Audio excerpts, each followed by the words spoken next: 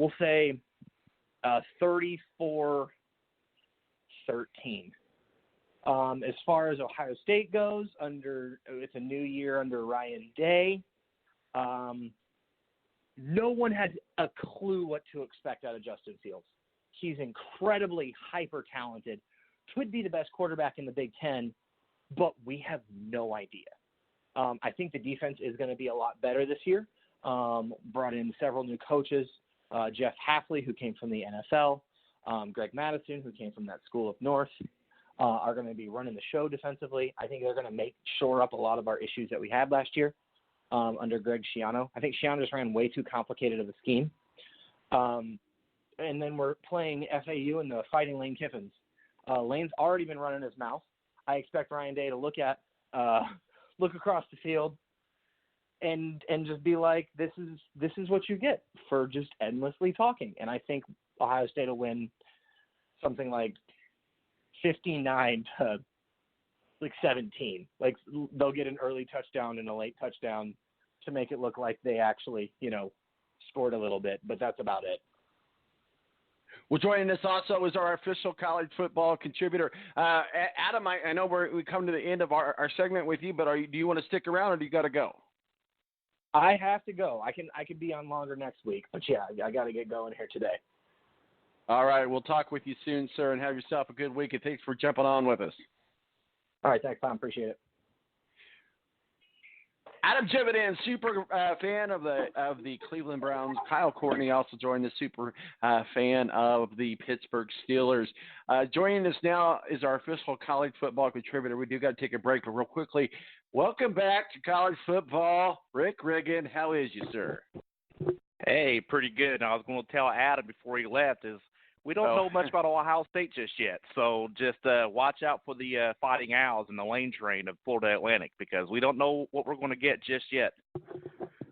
Hey, we had Matt Embury on earlier talking IndyCar, but he chimed in a little bit on Notre Dame. He says Notre Dame is highly overrated this year. What are your thoughts? I'm probably going to have to somewhat agree.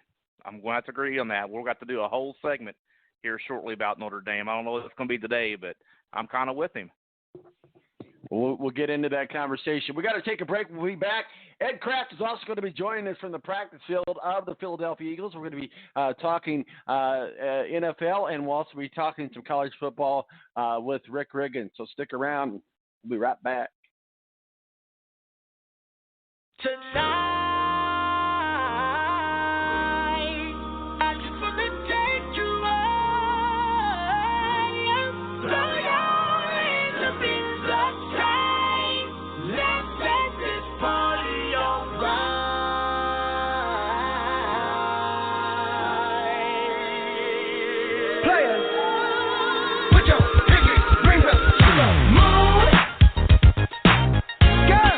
The Air National Guard is a reserve component of the United States Air Force and serves alongside active-duty Air Force members in times of a national crisis.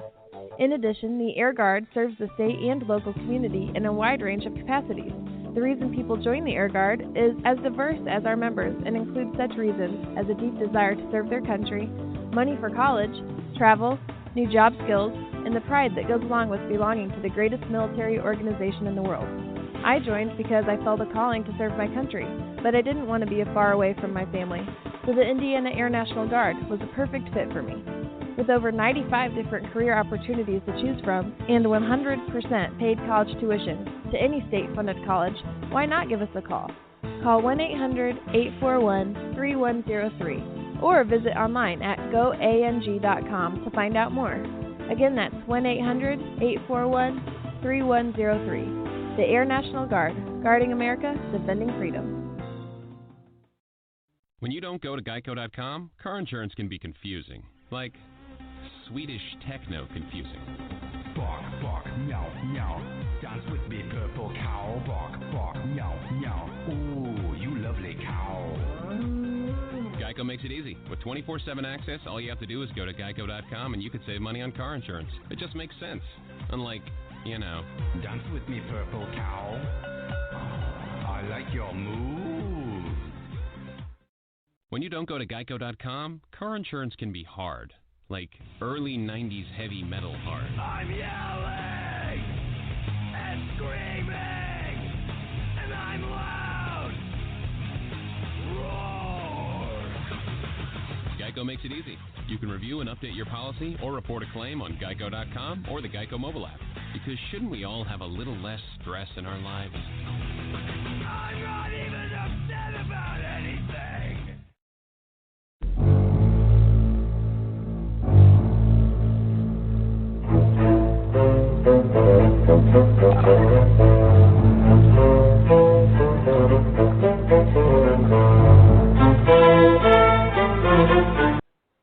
All right, welcome back to the Balance. 1 hour in the books. Thank you to Matthew Embury, official IndyCar contributor, talking with us about the breaking news of McLaren coming back full-time in 2020 with IndyCar, and obviously breaking up with Honda, joining up with Chevy and Schmidt Motorsports and in Arrow. Also, Kyle Courtney, super Steelers fan, joins us, talk with us a little bit about the Steelers, and we're going to get into this Antonio Brown conversation here in just a moment.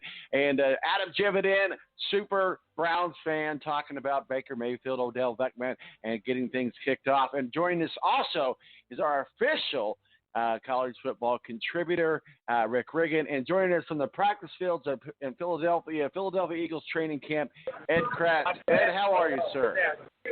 Hey, I'm great, Tom. Beautiful day, about 75, 76 degrees, bright sun here in Philadelphia. Eagles are in full pads, but they don't seem to be doing a whole lot of hitting so far. Well, you know, last time we had you on and you were on the field, down there at the field, we heard an interception by Carson Wentz. Hopefully it doesn't happen. Hopefully we're not bad luck for Carson Wentz. Rick Riggen joins us as well, our official college football contributor. We're going to be getting into college football talk, but obviously this is our NFL preview show, so we're a lot of focus on NFL. But real quickly, I want to get your thoughts, Rick, on the latest comments from Dabo Sweeney. Says Kelly ain't getting no ring, got to be on the team. Paul Feinbaum says that's going to hurt them. Go ahead, what are your thoughts? I mean, I kind of agree with you. I mean, Kelly Bryant did do a lot for them, especially the year before he left last year. But you do have to be on the team to get the ring. You can't just be on the team for 4 games and only play in 2 of the games and expect to get the championship ring. Because Clemson did a lot of work with Trevor Lawrence from the time Kelly Bryant left until win the national title this year. So I agree with him, and I just want to add one more thing here. It's just being back on the show with you guys and Ed Kracz. The show now reeks of romance and fear. So that's what we want for the rest of the day. No, that's just rare steak and aged whiskey. That's all that is. Right. Ed, let's get on this little diva soapbox. I don't know if you guys had a chance to watch Hard Knocks. I did. It's okay. I think they certainly, they put John Gruden in a good light. They made the Oakland Raiders look like they're going to be the next Super Bowl champion. Antonio Brown's not a diva. And then, now we see, I'm not coming back if I can't have my helmet. This is the most ridiculous story and most proven story that this proves that Antonio Brown is the biggest diva. What are your thoughts about Antonio Brown saying, if I can't wear my helmet, I'm going home? Well, I mean, Antonio Brown is a diva. But I'll say, Tom, look, it's probably not a popular opinion, but, if the guy wants to wear his helmet, let him wear his helmet. I mean, there's such a big emphasis on the head injuries, and if the guy feels comfortable wearing an older style helmet, just let him. I mean, I don't understand the big deal. I mean, if he's feeling protected and safe in his helmet, then let him wear his helmet. I don't know if it should be this big of a deal, but, just let the guy wear his helmet. But, he is kind of a diva. I think most receivers, a lot of receivers anyway, are divas. They're skilled position guys. But, Antonio Brown just takes it to the next level. So while I disagree with, some of the things he does and says, I don't necessarily disagree with him on the helmet thing. Let the guy wear his helmet. If it makes him feel safe and secure, then go ahead, give him his helmet. What's the big deal? Well, I guess probably from the NFL standpoint, they've been under fire so much because of these head injuries and these concussions that people are having issues, later on in life. that they've developed this new helmet, and they said this is the helmet you're going to use based on the information that we know from our people that are way smarter than I am, that this is going to protect you more than the other helmet. And so then what happens when, okay, go ahead and wear your helmet, and then he retires in 3 or 4 years, and now he's suing the league for head injuries. I mean, so let him see it sign from a the waiver. NFL side. Let him sign a waiver. You know, it's player's choice. Hey, you want to wear your helmet? Sign this. We're not liable for you wearing your helmet. How about that?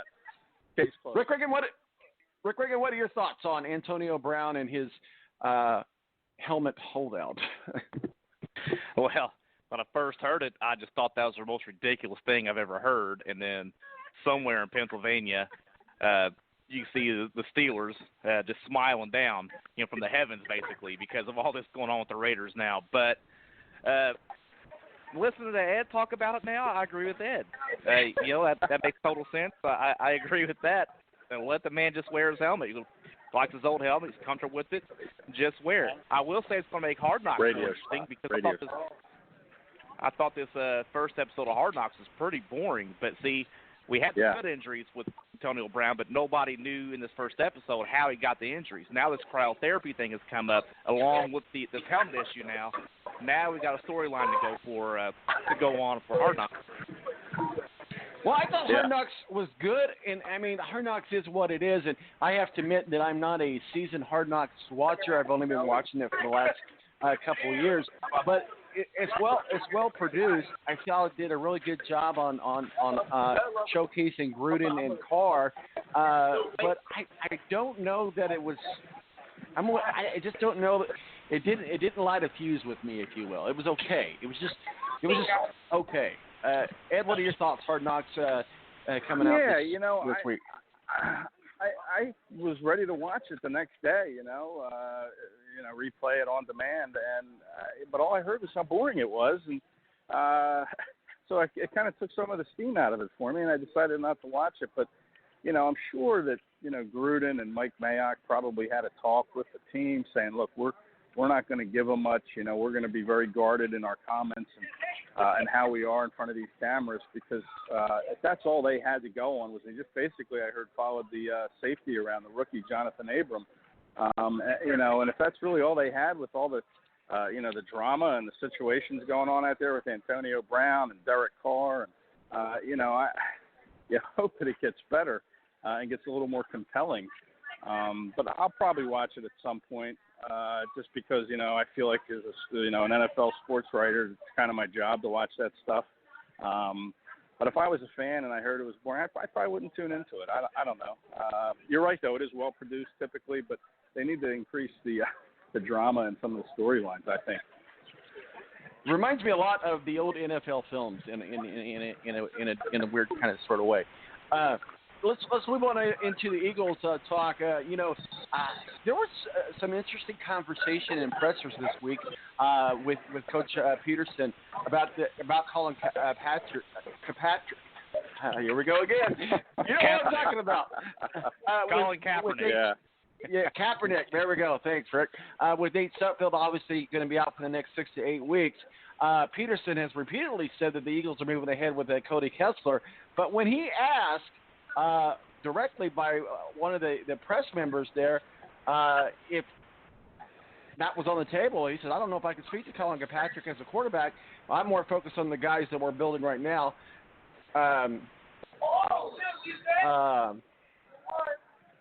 I can't remember the rest of the quote, but basically it would have to start with an evaluation process. So, first of all, Sudfeld out. What are your thoughts? What's going on there? What's the talk behind the scenes there with the Philadelphia Eagles? Well, Doug is going to talk to us today after practice, so we'll grow him a little bit more on the whole backup quarterback thing. But Colin Kirkpatrick. Wait a minute, Kaepernick. Jeez, you got me doing it. That's good. Look in your head. Can't get it out. Yeah, I'll tell you. But anyway, Kaepernick, I don't think is going to be coming to Philadelphia. In fact, I can tell you pretty much 99.99% he's not coming here. Nate Sudfeld. So you're saying there's a chance today. Well, there's always a chance. I'm not a 100% guy. But Sudfeld is here today. He had surgery yesterday on the broken bone in his left wrist. It's the non-throwing wrist. And I saw a report from Adam Schefter that he's only going to be out 6 weeks. Now, if that is the case, and again, we'll find out